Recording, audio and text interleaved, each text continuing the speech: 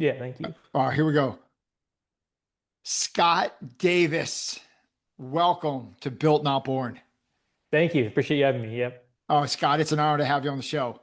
For our listeners who may not be familiar with you and your work, who are you and what do you do?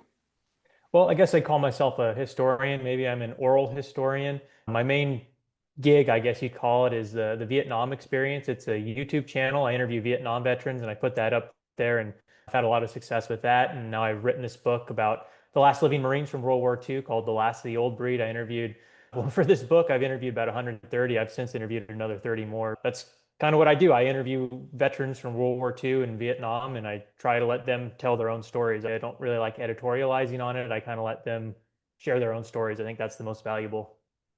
When I saw the book came out, I'm like, no way. First off, how did no one else think of doing this? But it's so obvious after you see the idea on paper. So the book is called The Last of the Old Breed, an oral history of the final Marines of World War II from the South Pacific, the ones that fought those epic battles. You interviewed over 130 of them, their oral history. I did the audiobook.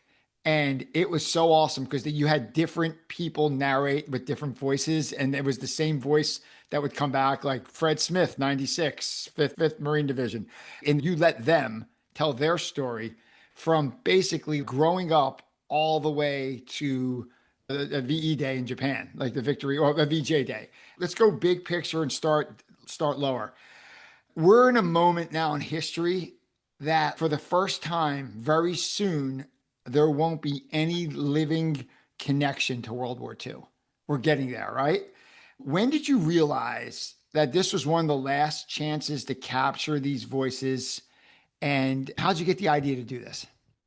I was fortunate in that I noticed this a long time ago. World War II veterans today, there's so few of them. They're almost like celebrities. When they go out, people crowd around them, they want signatures and stuff. And I started working on this book, and I think I did the first interview for it in 2015 or something like that. And at that time, there were still a decent number of World War II veterans around. I believe it was about a million. And they were just sitting in retirement homes and just maybe had one or two visitors, a daughter or a son. They were just sitting there waiting for somebody to come talk to them. And I realized that they were fading fast. And I'd always had an interest in World War II. I mean, my mom remembers when I was in the first grade, I was trying to find books that were appropriate for somebody my age. So it's always been an interest for me. When I realized that these guys were fading away, I thought somebody needs to record some of these stories. And I just started going to these retirement homes. And like I said, these guys were just there. I mean, there's a guy named Harold Radisky who served with the 4th Marine Division, and he landed on all 4 islands with them, had a Silver Star, Bronze Star, Purple Heart. And again, he's just in this little retirement community in my hometown. Same with a guy named Bert Rutan, who's just in a facility over in Seattle. And I just went in and talked to him.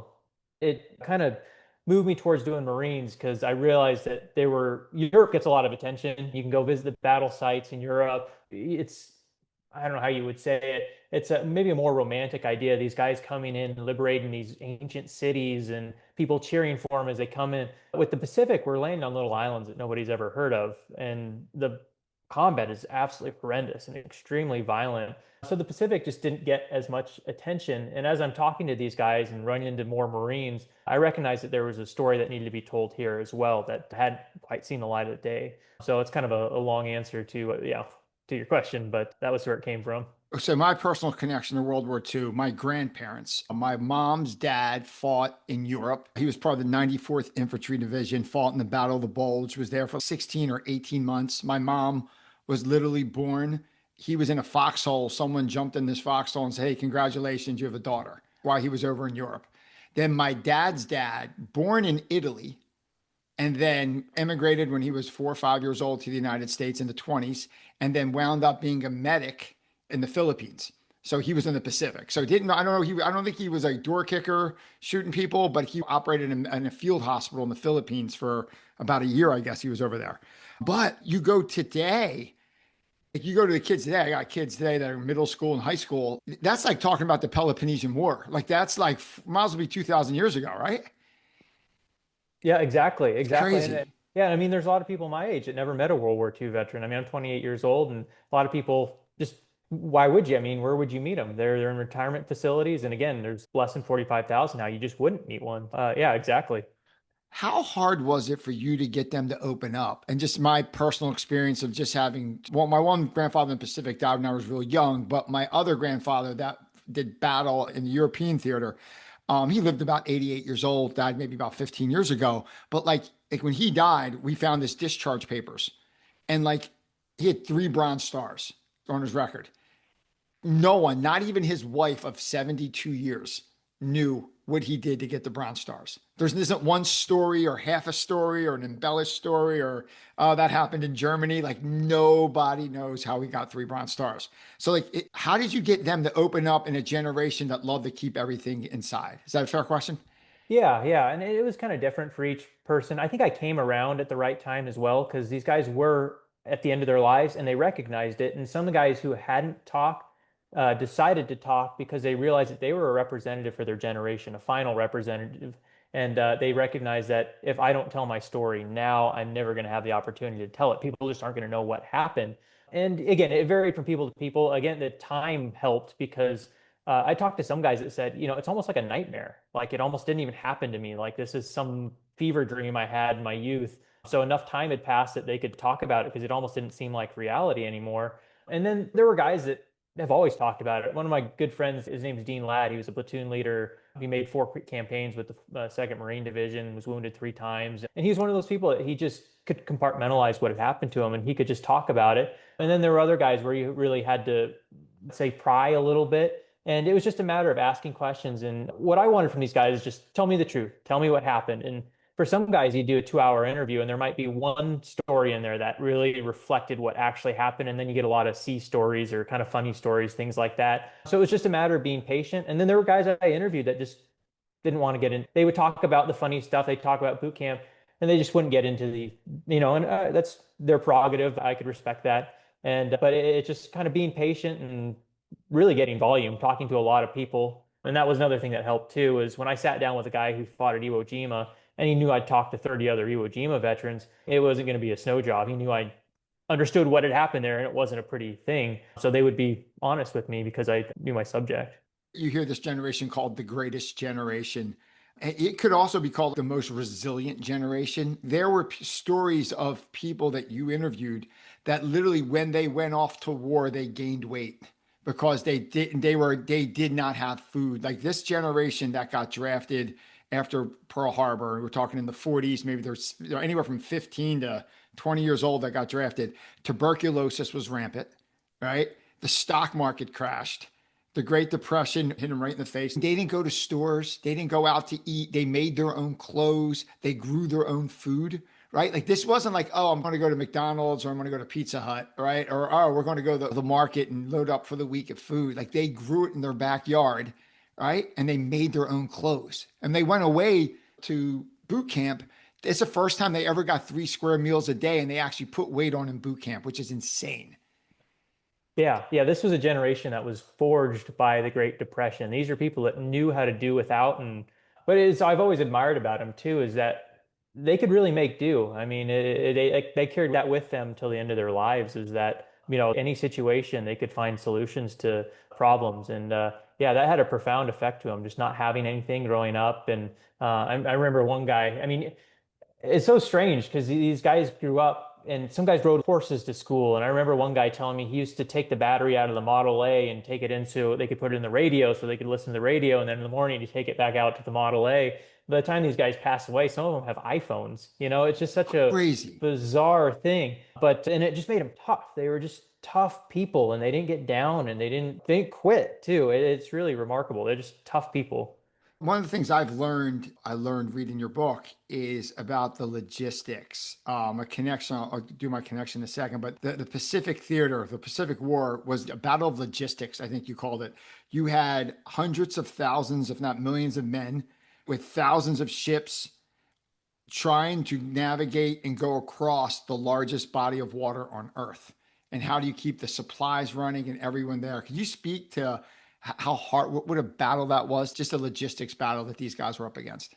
Yeah, I mean, we talked about the logistical difficulties with D-Day, and we're moving across the channel. And then In the Pacific, we're talking about thousands of miles and these little islands. And then it's not only getting the ships to the islands, it's once you get to the islands, then you have to move the ammunition up to the front lines. This was something that happened at Bougainville, which was very difficult because the jungle terrain was beyond anything we'd ever experienced before. Moving down these muddy trails. And there's one instance on Guadalcanal where a couple guys got wounded, and it took, I can't remember how many it was. It was like 40 guys to carry like two stretchers to get them back out of the jungle because it was just so rugged. Logistics was a huge part of the Pacific War, and it's a part that people don't talk about, unfortunately, and it's a part that's not appreciated. And that's why I like talking to some of these guys who were in logistical roles, because you don't realize that there's a guy that had to build the place where they were going to put the ammo, had to build a shed to store the vehicles. There's a lot to the war, a lot more than just pulling a trigger. So my dad, who passed away about a year ago, he worked for the Department of Defense for like 36, 38 years, and he was in supply chain. He worked sometimes at Fort Belvoir in Virginia. And there's a big sign in the headquarters. It says, and this is not the exact quote, but it's in this theme. It's like, if you want to keep the war fighter on the battlefield, you got to keep food in his belly or something like that. You have to be able to feed them and supply them if you want them to fight for you, right? And that's such that's such an overlooked part. That's an art and a science to do all that, isn't it? It's so It hard. is incredible, incredible. The people that did that were borderline geniuses. It's incredible. Yeah, it's amazing how they did that. Amazing. Let's get some of the core battles. Tarawa, Peleliu, Iwo Jima, Okinawa, just some of the most brutal battles. When you think of, say, Tarawa and Peleliu, it's just some almost unimaginable intensity, the battles, that how it's described in your book. Is there a story or two from those battles that stay with you the most? The Tarawa landings were incredibly brutal. That was our first Central Pacific offensive. It was the first time we were hitting a defended beachhead, and we learned a lot of lessons there and a lot of really rough lessons, unfortunately, with tides and logistical things. And I think I'd mentioned earlier, I interviewed a guy named Dean Ladd. He was a platoon leader in the 2nd Marine Division, and he had fought at Guadalcanal prior to that. He was a Mustang. He'd been commissioned from the ranks, and he was in the 1st Battalion of the 8th Marines, and he landed on the second day, and they actually loaded him aboard Higgins boats during the first day, and they were supposed to go in to the far left flank of what was called Red Beach 3, but the message never got to them. So they spent the entire night circling in these Higgins boats. Now these are flat bottom boats in a lagoon. The waters, if you see video from that day, it's incredibly choppy. So they spent 8 hours circling all night. Guys are getting seasick, they're getting choked by diesel fumes. It's just rugged. Some guys are trying to sleep. They're amped up because they're thinking we're going into combat. Well, dawn finally comes and somebody realizes, okay, 1st Battalion, 8th Marines has not landed. Where are they? And they go, oh, they're circling off the beach. They said, just send them into Red Beach 2. And turns out Red Beach 2 was about the worst place you could land. There was a position called the pocket where the Japanese had just all kinds of cannons and machine guns and things. So they start heading to the beach. The Higgins boat hits the coral reef that extends about 600 yards out. What do? They have to jump out. They have to get inland. So Dean's in charge of this platoon. He yells, "Follow me, let's go." Jumps down, and I don't think he got more than maybe 5 feet. He got hit in the gut by a machine gun bullet, and they had orders, just get inland. Don't stop for any of the wounded. We got to take this island because it's only about a square mile. It's a really small island. Fortunately for Dean, two of his guys stopped and they drag him back to a Higgins boat and they pull him aboard. He actually had a guy who was aboard the Higgins boat. He had a really grievous face wound. He'd been hit in the eye of some sort, and Dean said he was just mangled. He looked horrible. And this guy reached over and helped pull Dean into the Higgins boat. And then they took him back to a hospital ship. And as they're raising him up to the hospital ship, Dean's laying next to this guy with a bad face wound. And Dean says, "Well, I guess we made it." And the guy said, "Well, you made it." And then he ended up dying maybe, 10, 15 seconds after that. And Dean ended up getting taken back to Hawaii, and he lost a bunch of intestines and was told he probably wouldn't live much past the age of 50, but he ended up living to be 101, ironically. Holy, But yeah, but just an incredible experience, an incredible event, and just intense as you can, yeah, imagine. and I actually remember that from the book. And I remember he's like, "Oh, we made it." He goes, "Well, you did, I didn't." And like the guy dies, right? The guy that pulled him onto the boat dies for a couple seconds. And then how ironic life is. Dean lives like another 85 years. It's so crazy. Like Yeah, he could have died 16 times on that island. And yeah, it far just, outlived the doctor, I'm sure. I know it's so crazy. So crazy. Another one that's so iconic in the photos, but maybe a lot of misconception, Iwo Jima. right? So if you ever go down to Arlington, you have that amazing statue of the Marine Corps in Arlington putting the flag at Mount Suribachi. So it's been mythologized in film and photos. Your description in the book is raw, real. What do you think one of the biggest misconceptions of the Battle of Iwo Jima, that picture, something just the average person doesn't understand? Yeah, I think some people think maybe that the battle ended after we raised that flag, and that was, I Oh, think, the fifth day of the battle, and that was a 36-day battle, and a lot of the guys who raised the flag ended up being killed or wounded later on. Iwo Jima was a charnel house. It was kind of a meeting point for a lot of Marines who had been in prior action, because the 5th Marine Division was a new division. They'd been formed from the Raider and Parachute battalions, which were disbanded in January of 1944. So you get a lot of guys who chewed up some ground in the Solomon Islands who had seen combat before. And you get a lot of guys who weren't old enough to join the Marine Corps when the Japanese attacked Pearl Harbor. They're maybe 15, 16 years old, but by the time 1944 rolls around, they're turning 18 years old, and they're afraid they're going to miss the war. I met quite a few guys that said, I thought I was going to miss the show. I wanted to get into the Marine Corps. I was excited. I wanted to see combat. So you get these guys who had been in a lot of combat before, and the 4th Marine Division had already been in 3 landings, and the 3rd Marine Division had fought on Bougainville and Guam. And then you put them in, and this is the last big battle. The Japanese are dug in, and it's just horrendously violent. And you get guys who, again, who have survived Guadalcanal and Bougainville, who get nailed at Iwo Jima. And that one consistently had the most violent stories. For whatever reason, it was the intensity of the landing, the terrain, Japanese defenses. And again, this is near the end of the war. This is February of 1945. So the Japanese have gotten really good at killing Americans, and the Americans have gotten really good at killing the Japanese. And there is no love lost on either side. They'll burn each other out. They'll kill each other with bayonets. It's gotten brutal. It's very brutal. World War II kind of links the modern day to like almost like the Civil War because at the end you end it with atomic weapons, right? Which is kind of like a modern day thing. But then you have bayonet charges, right? And then you have flamethrowers. Is that it's just every time the guy had the flamethrower, I'm like, that's wild. Like the dude just like lights up a pillbox with his flamethrower, and it's this jelly, extremely flammable stuff they throw on people, and they just get cooked. I can't think of a more horrendous way to go. So horrendous. And you mentioned the conditions, like it's from the layman's point of view, the Pacific was almost a battle against two things. The Japanese army, the Japanese, which were amazing fighters, right? And just brave and just wanted to die for their cause. And the environment. You had like snakes, malaria, dysentery, whatever jungle rot is. You kept hearing the word jungle rot, like all that stuff. Like, how crazy is that? Like, it's just Yeah. two wars at once. You're fighting two things at once. Yeah, Bougainville specifically was one of those places that I met a lot of guys who said, I never saw a Japanese on Bougainville. The war for me was a war against the jungle, the environment, just getting soaked. Because you can see those pictures of them too. They'll be sitting in foxholes and they'll have water that's up to their shoulders. And I knew one guy, he had a wristwatch they used for keeping time doing watches, and it glowed in the dark a little bit. And he gave it to his buddy to keep time, and his buddy went to scratch some jungle rot on his ankle, and that was the last time the watch ever ticked again. It's just because it's like there's just in a big puddle of water, but it's just brutal. Those wait a minute vines, and I had one guy describe to me Hell's a Poppin' Ridge. It had these terrace steps that the Japanese had dug on. He was from the East Coast, so he knew cold weather, and he said it was like walking up like ice, like icy steps. It just the mud was so slick and it was so brutal. And then you have the heat and the humidity. And again, it was a Bougainville specifically was a battle against the jungle as much as the Japanese. Wow. And then speaking of the environment and how hot it got, there were points where you think it was 115 degrees.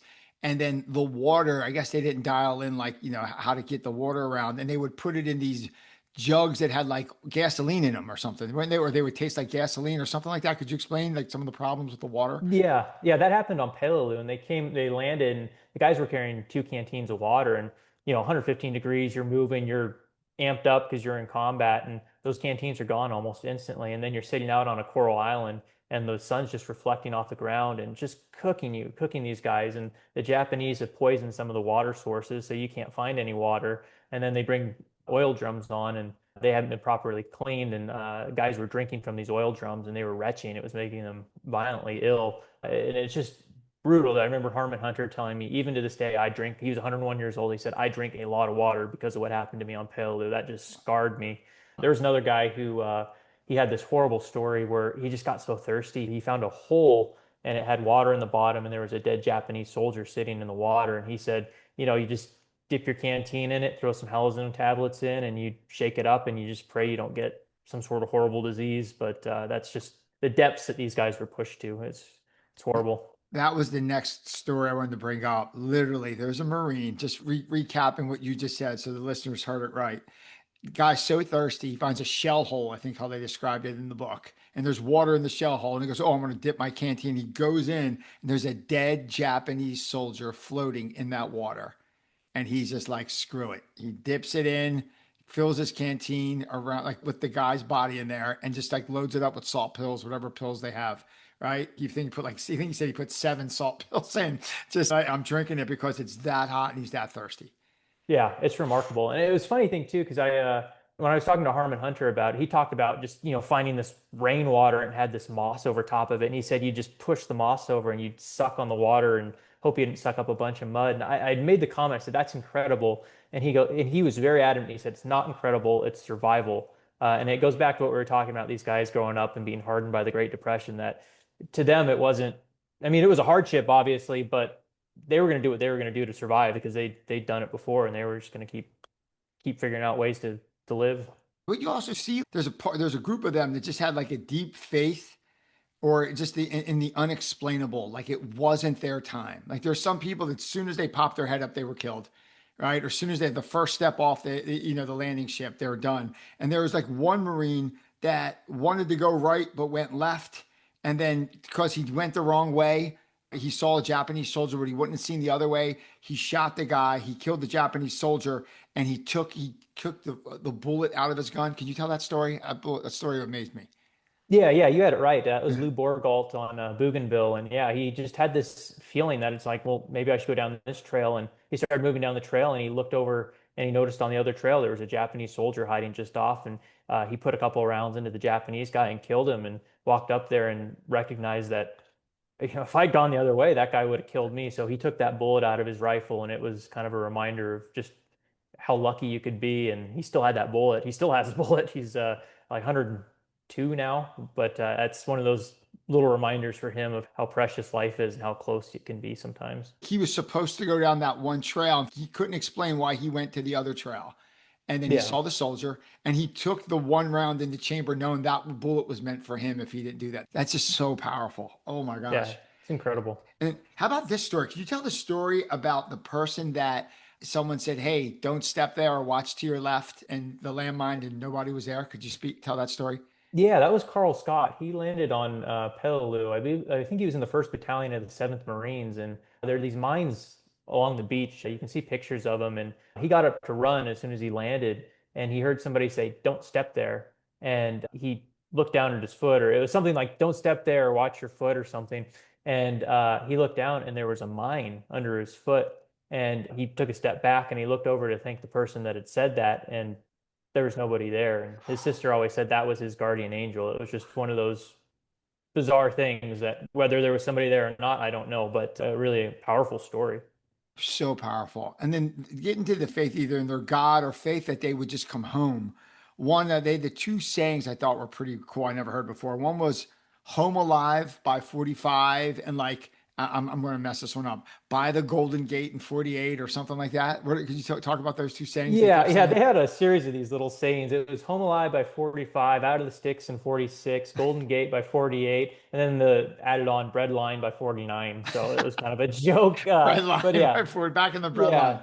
Yeah, so they had all kinds, and it really reflected some of the feelings of the guys at the time, because there was this idea that the war's going to go till, 1946, 1947. We're going to have to invade Japan and kill every single one of them before they quit, because they just did not quit. And then there was a fear too that we're going to do that, and then we're going to come home, and there's going to be a billion GIs from Europe. There's going to be a bunch of sailors, and we're not going to be able to get work again. It's going to be like the World War I veterans who came home and had issues with the government, issues getting some of the pay that was promised to them. So it really does. It's a really funny little saying, but it does reflect some of the fears of the time. The funny one, like in the breadline of 49, thinking that after they fight the war, they're going to go back to the States and wait in line again for food again. Like it's so crazy they had that in their head. Yeah, And then incredible. getting to the atomic bomb, right? I don't think one person was against the atomic bomb in that story. Like they know it was a horrible thing, but every one of them that spoke of it, like the veterans that you, from what I remember, said that they would die in the invasion of Japan because it would be so hellacious. Like everyone would have a weapon, and they were sure that they were going to die if they invaded Japan. And I could just speak to my grandfather, who I spoke to briefly about this when I was in high school, who was in Europe. He said when like Germany surrendered, they were so excited, but he knew he would have to go to Japan because it was, I guess, Europe fell first. And he's just like, this is amazing. Hitler, like they were dancing, but he's like, damn, I'm going to have to go to Japan at some point.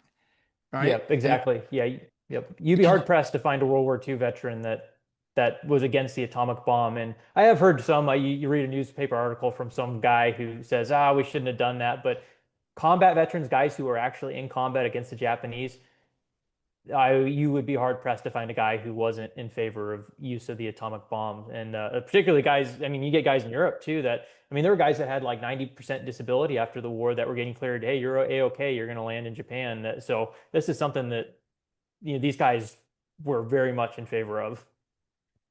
the Japanese were such hellacious fighters and they were so brave. They didn't care about their lives. It took literally two atomic bombs, not one, two for them to surrender. Like they Yeah. dropped it on one and they go, oh, we're done. We're out. They had to do it a second time for them to surrender. We probably would have lost like what, 1 million men? Like we would have lost so many men if we invaded Japan. That would have been crazy. Yeah, that's what all the current scholarship points to. That was the thing to do. There's a ton of moral dilemma too, because I mean, if you think from the president's perspective too, you have this super weapon, and then if you didn't use it, and it comes out after the war that you had this and you didn't use it, I mean, you're gonna get in American boys died because of that. I mean, you're gonna get hung in the streets. So there's a lot to the atomic bomb question, but most people who have looked in depth and a lot of the leading historians in the Pacific say that was the thing to do. Harry Truman made the right choice. I think Truman does not get off track. I think he is such an underrated president. Truman, what he had to deal with, he came into office and from my understanding, like FDR, I was lucky enough to visit the FDR museum about a year ago up in near Marist University and his library in his house. And Harry Truman doesn't get mentioned to the last panel in the last room. Like there's this beautiful presidential museum, and you could tell they weren't that close. And he takes over and I don't even think he knew about the atomic bomb, from my understanding. Anyway, I think he deserves a lot of credit for the tough decisions he made. How about this? About the legacy and what's left behind. Scott, what's stuck with you the most about how these veterans talked or didn't talk about the war with their own children? Yeah, some of them, as we've talked about, were really quiet, and some of them were reluctant to talk about it because just frankly didn't want their kids to know that they'd been killing people. I heard that quite a few times that they didn't want to talk about some of the things they did because they didn't want their grandkids, kids to have a certain view. Ernie Ferguson, who was a Cape Gloucester, Peleliu, and Okinawa veteran, he was wounded at Peleliu. He just sent me his little memoir that he put together. And that was something he writes in the forward is that he was a grandfather, a great grandfather. He would play with his kids. They had all these little games or rolling around and stuff. And he didn't want them to think of him as a killer because he killed people on Peleliu. There was one event where he shot a Japanese soldier very close with a Browning automatic rifle. I mean, it's a very violent thing. And it wasn't until these later years that he decided, okay, people should know what happened. But it's a big thing to share that part of your life. Frank Wright was another guy that was very reluctant for a lot of years to share what he'd done. On Guadalcanal, they were garrisoned there, and there were still Japanese up in the hills. And he used to slip out of camp, and as he put it, he said, I would go hunt them. You'd go find campfires, Japanese around, you'd ambush some of them, you'd get some of them. And he said it was a crazy thing to do. And the guys tagged me as a boondocker. They said, oh, Frank's going boondocking again. But that was something in later life that he had trouble with because he didn't want, again, his kids to know that he'd been out hunting human beings. It's a really heavy thing to lay on other people who have a certain view of you. So it was difficult for guys to talk. There's no doubt about it. Some of them mentioned they couldn't even go deer hunting anymore, right? Like they couldn't, they just smelled the powder of the gun they shot, just brought so much back. They couldn't even go, like they were hunters before, they couldn't even hunt anymore, right? Yeah, Jack Rasmussen, who was an Iwo Jima veteran, he'd been in third division from Guam and Bougainville before that. And he said there was just no sport in it. You know, if a target wasn't moving, shooting a deer standing in a field had no sport. He'd hunted people, and that just ruined hunting for him, which is, again, having to live with that for the rest of your life. It's incredible. And this is something I wrote down for earlier in the interview, but I want to bring it up. The one group of people that joined, there's a group of men that joined the Navy and they're on a train and they got off the train and another train came that said, no, now you're in the Marines. What? Could you tell that story? That was wild. That was not what they signed up for. Yeah, But yeah, exactly. I was trying to think. That happened to I can't remember the guy. I can't remember the name. I remember the story though. But yeah, the Marine Corps is a department of the Navy, and as the draft started in 1943, and all of a sudden, I mean, it became needs of the military. If the Marine Corps needed people and they hadn't met a quota, and you would join the Navy, they said, "Guess what? You're not going to Farragut anymore. You're going to San Diego or you're going to Paris Island." And that was just what happened. And there were guys that joined the Navy because they thought, "I want, free meals. I want a cot." And then nope, you're gonna be in a foxhole. And another perspective, I wish I'd had some Navy corpsmen in there. I focused on Marines, but Navy corpsmen served every step with the Marines as well. But they were trained Navy personnel, and they were right there with the Marines every step of the way. I never heard a bad word about the Navy corpsmen. when these guys came home that fought there, would you say more of them spoke of the war with their family, or do you think they just kept it in and maybe you got the stories that they never told anyone?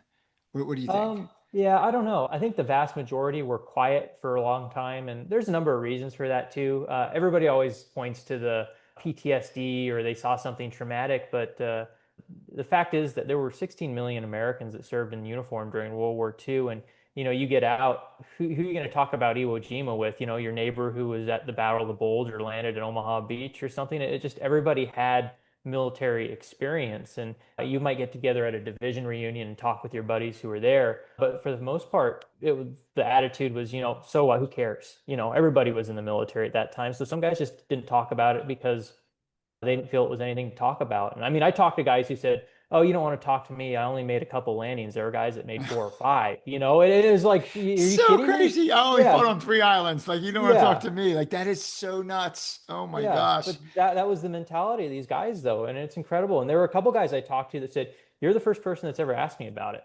And it's like, yeah, you're 98 years old. Nobody's ever asked you about World War II. And then of course you get the guys who just couldn't talk about it. And I mean, I ran into quite a few.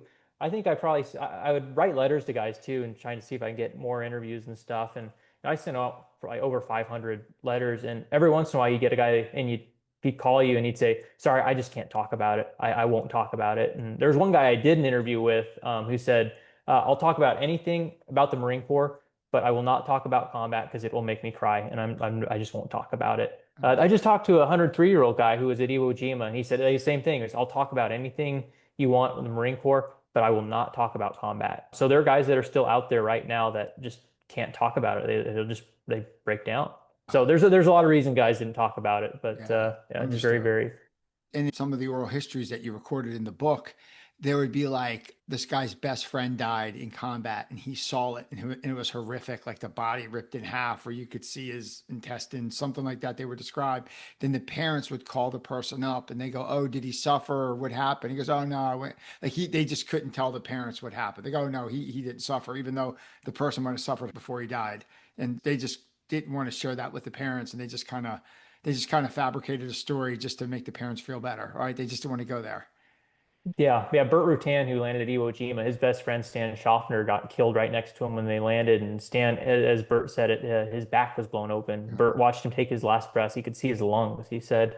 And after the war, Stan's parents wrote to Burt and wanted to know what had happened and how he died. And Burt said he never could answer them. It was just, he didn't want him to know how bad he looked at the end. And another guy, Don Brown, had a similar story where his best friend, Dan Howard, got shot in the throat and he fell into Don's arms and Don held him as he died. And then he went and visited his folks afterwards and he told his parents that no, he died right away. He didn't suffer at all because he didn't want him to know what an ugly end that he met on that island. Incredible things to carry. So heavy. Oh my gosh, these guys such heroes. They saw so much. When you think back to all the stories, all the men, and then also the children you interviewed at the end, some of the children, what it was like growing up with them, what are some of the things that the kids dealt with? Like, what did they deal with as their parents aged up and they were 40, 50 years old? What were some of the things you noticed in the stories? Yeah, well, growing up, I mean, some of these guys were suffering horrendously from nightmares, bad memories. They were jumpy, and growing up, the kids didn't understand why. Dad never talked about it, and we don't know why he doesn't like fireworks on the 4th of July. We don't know why he screams at night, and trying to unpack what had happened to him. And it's almost like I don't know if it's the right word, generational trauma. This gets passed down, and you have a person in the house who's very violent. Now, the people I talk to obviously they lived into old age and they've been very successful, but you do hear inklings too from other people whose parents just guys who are World War II veterans, they just drank themselves to death, or they were very, very violent people when they came back. A guy interviewed Mike Ladich. He disappeared for about 10 years. I remember talking to his daughter, and she said, we don't really know what happened in that part of his life, that he just kind of had 10 years after the war where he just disappeared. And when I talked to Mike, he said he jumped on like an iron ore boat and just worked, but he said he was just trying to shake himself loose. He said people didn't know what was going on in the world. He felt disconnected from, these perfect houses and these manicured lawns and stuff. Like he just seen his best friends stacked up in piles on Iwo Jima, and coming back to picture perfect America, he just couldn't square it in his mind. And he said he just needed 10 years to shake himself loose. So yeah, yeah, just a lot to unpack, and a lot to unpack for the kids as well, that their parents had been in these situations. There was one story that you recorded that either the kid said this or the parent told this to the kid, never sneak up on a sleeping Marine. Kind of announce yourself before you go into the bedroom. Or like if you want to wake your dad up, like if the daughter wanted to wake her dad up, she couldn't just like tap him, or the wife couldn't just tap him. He would jump up and like, you have no idea what the reaction would be. You'd almost have to be at the door and you'd have to do it from a distance and slowly, right? Something, there was a Yeah, story like that in the exactly. book. Yeah, it was a guy who was in a scout and sniper platoon at Saipan. They're called the 40 Thieves of Saipan. He was just the most mild guy you could ever meet. He was so friendly and he had such empathy for other people. But again, you couldn't come up on him because he'd lived in the jungle and he'd had Japanese soldiers trying to get in the foxholes with him, and he'd fought at Tarawa as well and had very close fighting there. But just the nicest guy in the world. But yeah, his daughter had a hard time. You square this nice, gentle man with this person who could be so violent. It's an incredible thing. When you take a step back from all the stories and all the men and all the people you spoke to in the book, what characteristics do you think define what we call the old breed? What words come to mind? Yeah, it's hard to say. These people all had a certain self-confidence that they'd faced the great challenge of their life and they'd stood up to it. They didn't shirk their duties, they didn't fold. And I think what I really appreciated and what I liked spending time with them was that they had confidence in themselves, and they were very patriotic people as well. They really believed in their values and they didn't bend on things. And I always appreciated that. And it's not this patriotism that we see today that maybe might be a little performative, of like wrapping yourself in the flag or whatever. It was a real belief in this country and a real belief in the principles that this country was founded upon.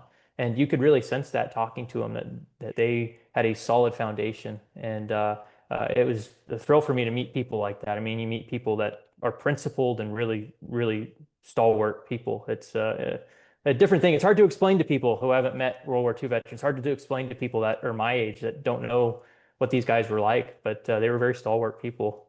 Yeah, when you say stalwart, one of the stories you mentioned in the book blew me away too. This is afterwards. It might have been the GI Bill or by something associated with the GI Bill. The person was allowed to take a year off, and I'll make the number up for 52 weeks, get $50 a week or a month, right? And he was going to live off that and just kind of find himself. And what you tell me what the father said to him, like how proud they were. And could you mention that? Could you tell that Yeah, story? that was Chuck Meacham. He'd been in a Raider battalion too, and he'd seen just quite a ton of combat. He came home and yeah, told his dad they were sitting having a beer one day, and he said, "Yeah, I think I'm going to take him up on that program. I believe it was $20 for 52 weeks, and it was meant to just cushion the workforce. There were so many guys coming back in that they wanted to cushion it a little bit and let people take some time off and kind of ease them back in." And his dad heard that, and he said, "Son, if you take that charity, you're not going to live in my house." And so Chuck said, Okay, and he ended up in college, and he and finished in 3 years, and came out with a degree, a wife, and I think two kids or something like that. But that was the attitude at the time. That was just how these guys felt. So Oh my, could you imagine? I mean, he fought these hellacious battles, combat that we could not imagine, and the brutality he probably saw there, like just what he went through, crazy. He comes back, and the government's like, "Thanks so much. Here's $20 a week for 50 weeks for 1 year, 52, and just to help you get on your feet." And he's not allowed to take it. Oh my gosh. yeah, yeah, exactly. It's not exactly what I think of as charity, but Oh that's my the way God. the. I mean, you think their parents, they were World War I veterans. I mean, it was in some instances no slack. I mean, and that's how they were raised, no slack. You stand up to it, and that's the way it is. And Yeah. that's what. See, there's some. Yeah, I've talked to some guys too that had some issues with what happened with like Vietnam and stuff too, and they had some negative feelings about how that stuff went down because it's like I don't know if that's something you want to get into, but yeah, they had this no slack mentality, and it came down hard on that generation of guys who fought in Vietnam, unfortunately.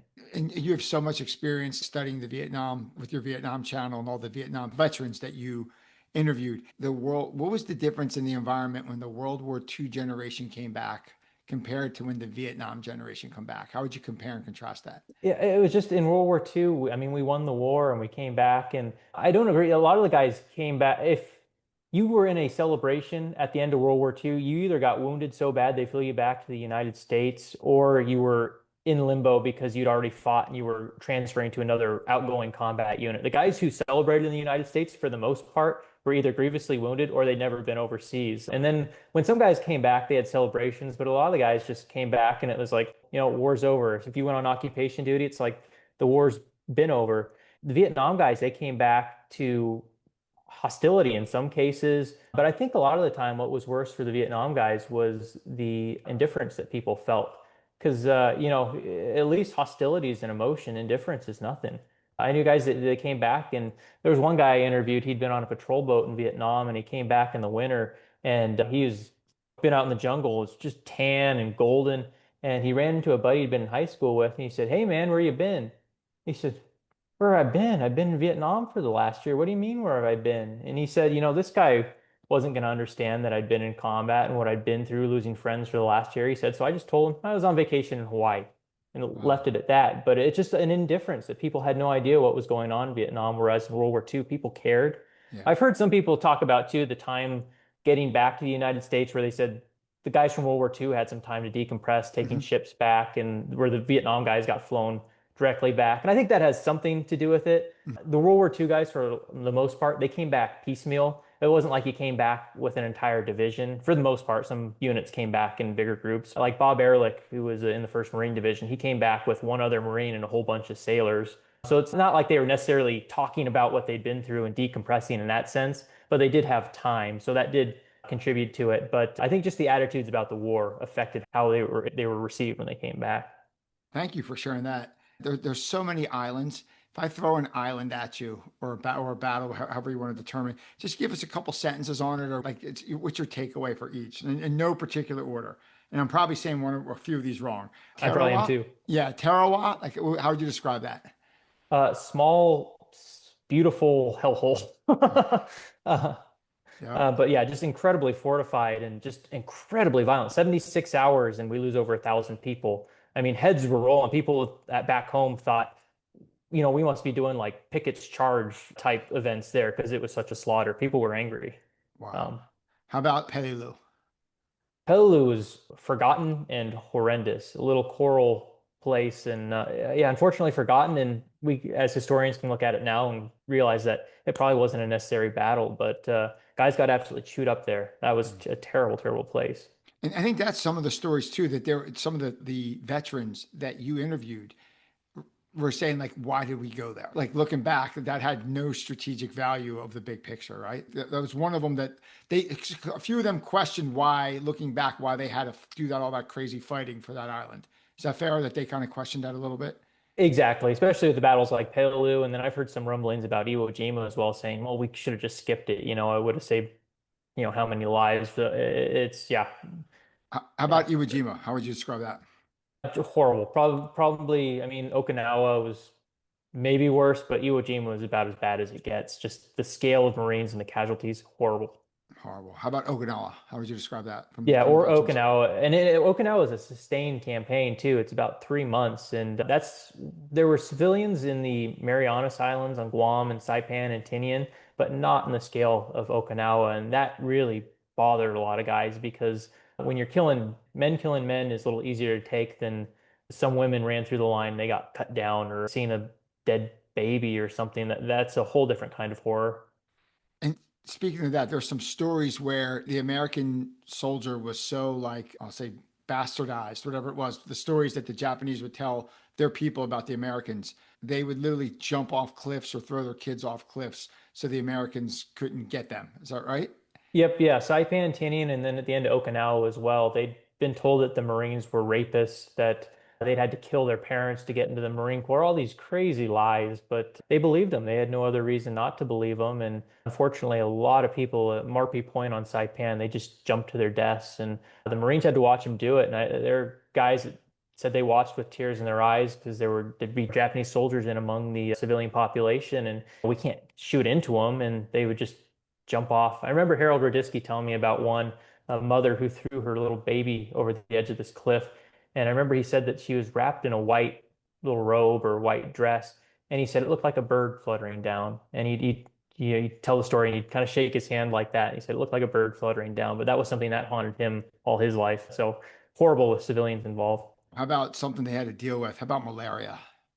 Oh, that was brutal. That guys were still having malarial fits. Ernie Ferguson, when I interviewed him, he was 98, and he said he'd had a flare up from malaria about a month before. That ravished the guys who'd fought on Guadalcanal as well. I can't remember what the numbers were, but the Second Marine Division had almost like half their guys had reported a case of malaria. So we're talking like 12,000 people or something like that. Just huge. There were huge malaria wards in Australia and New Zealand when they got off that island. The toll was just horrendous. And then they took what they called Adabrin, which would fight the malaria. And Mhm. there was a rumor that Adabrin made you sterile. And the big joke with that was when they got back to Australia and New Zealand, they went on Liberty and they came back from it and they said, that business about to make you sterile, it's not true.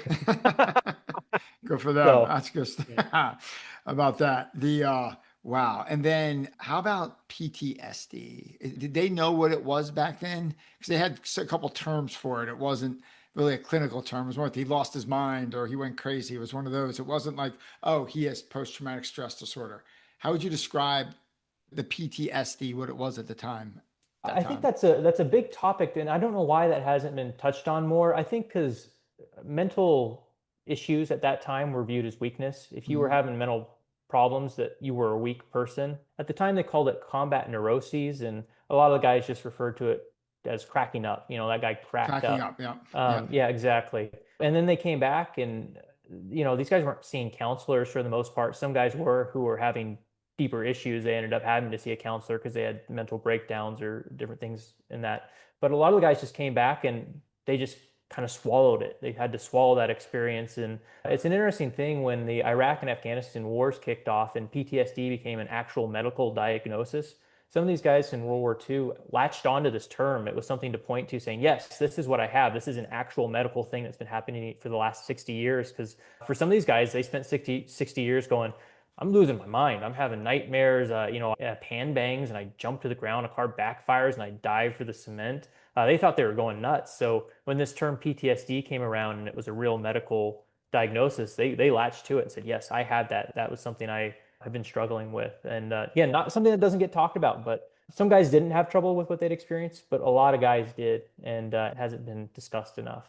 Wow. Some people got to go first, and man, it's amazing what those guys what went up against and wow, what they had to live with. And some of them, like you said, could have died on that island 50 times and they lived to 103. And here they are using iPhones talking about their PTSD in 2026. It's so wild. How about this? An author, you're interviewing these combat veterans in Vietnam and in World War II. Scott, when you need to clear your mind or recharge your body, what do you do? I go rock climbing. I spend a lot of time rock climbing, bouldering, probably Yeah. too much time off by myself just doing that and think about nothing else. Just go rock climbing and it's all good. I just Yeah. spend a lot of time doing that.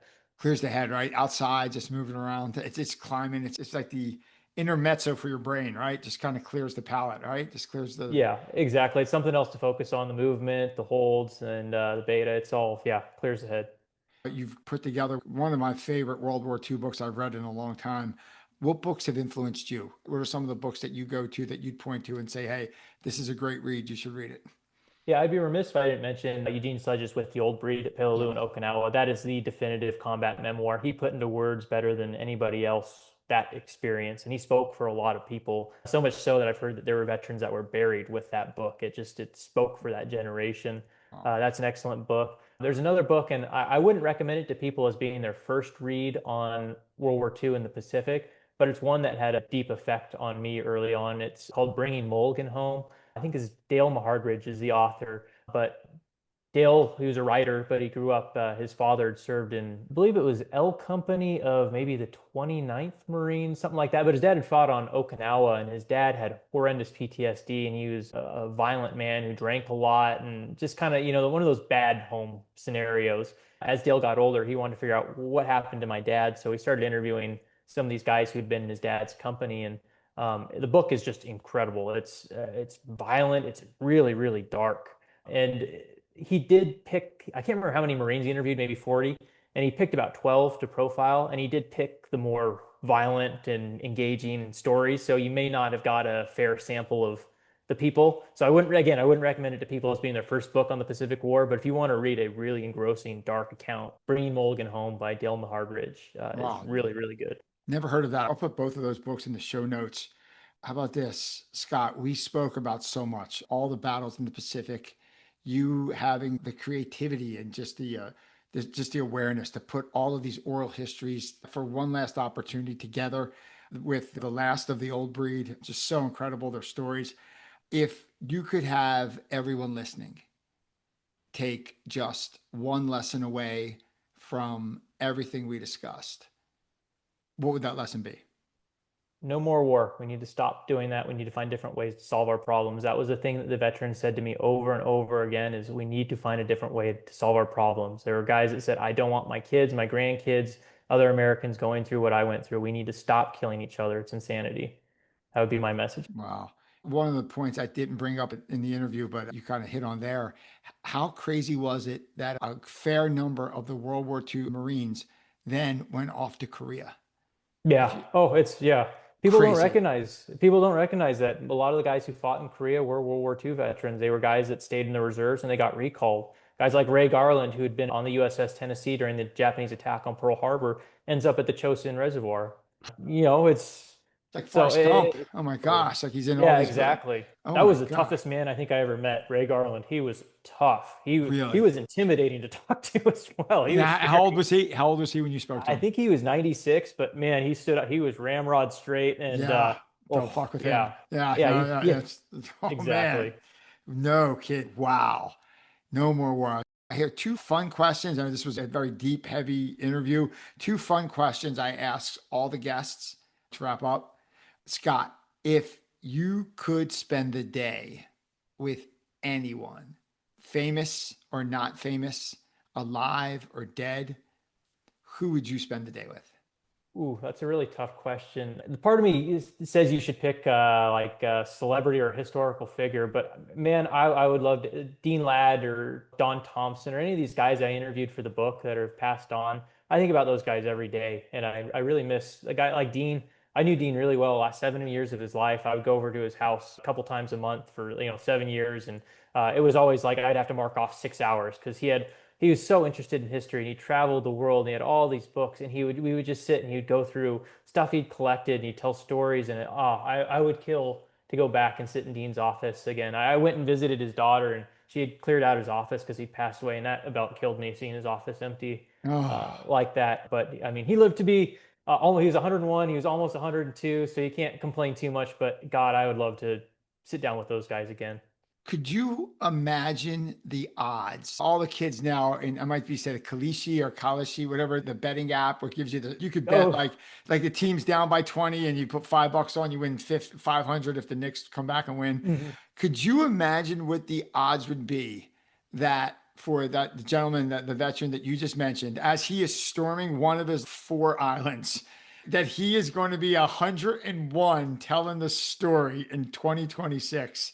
What are the odds of that happening? Oh, Like, yeah, it's it's negative. insane. It's not even zero. Like, it's like, Yeah.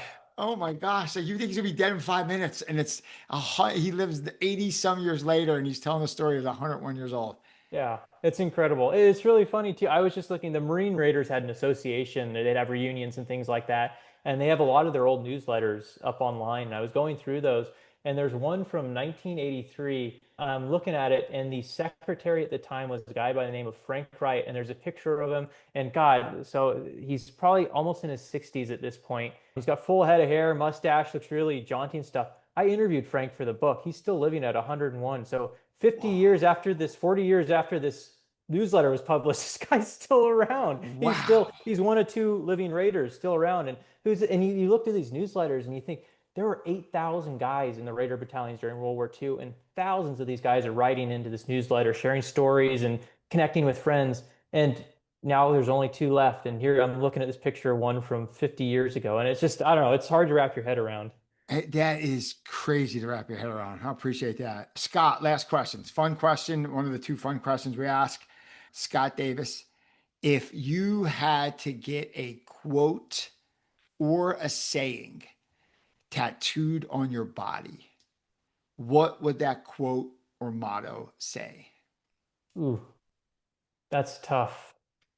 I don't know. I don't have any tattoos, and I'm not a big tattoo person. If I had to have any motto, I guess it just maybe do your best or something like that. And maybe I'd have it in Japanese or something to look cool. I don't know. But just do your best. That's all you can really do is just, yeah, do your best.